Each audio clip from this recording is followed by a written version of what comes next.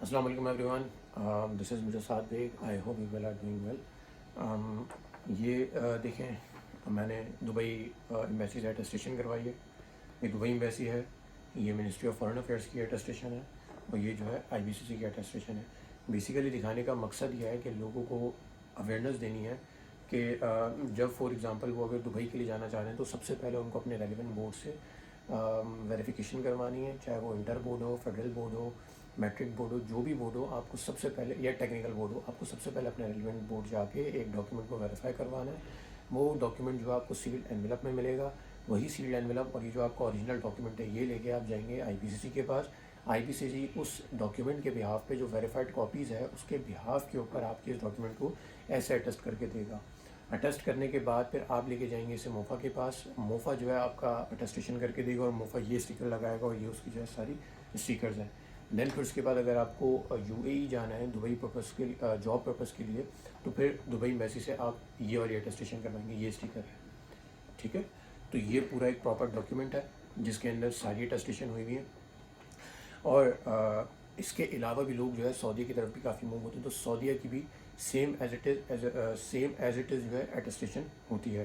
تو یہ دکھانے کا مقصد یہ ہے کہ اگر کوئی بندہ ایبراڈ موو کرنے کا سوچ رہا ہے جاب پرپز کے لیے یا اسٹڈی پرپز کے لیے، تو ان کو ان سارے جو ہے باڈیز سے گو تھرو کرنا لازمی ہے. ان سارے پروسیس سے ان کو گزرنا لازمی ہے، سارے انسٹیٹیوشن سے.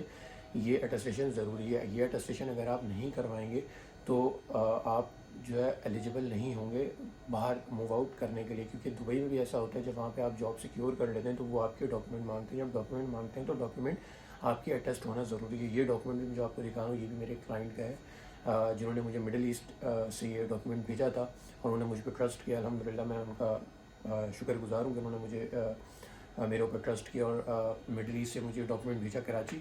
اور میں نے الحمدللہ فائنلی آپ کے سامنے ہی ان کا سارا ڈاکیومنٹ جو ہے اٹیسٹیشن کروا کے ان کو دوبارہ میں ان کے لوکیشن پہ بھیج رہا ہوں.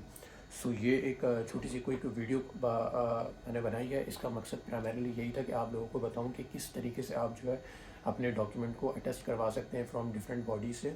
اور اگر آپ لوگ اسی طریقے سے مڈل ایسٹ میں کہیں پھنسے ہوئے ہیں، یا کسی بھی دنیا کے ملک میں آپ پھنسے ہوئے ہیں، اور آپ جو ہے پاکستان آنے سے بہتر یہ ہے کہ آپ جو ہے خود اپنے ڈاکیومنٹ اٹیسٹ کروانا چاہتے ہیں، تو آپ جو ہے ڈاکیومنٹ مجھے بھی سینڈ کر سکتے ہیں.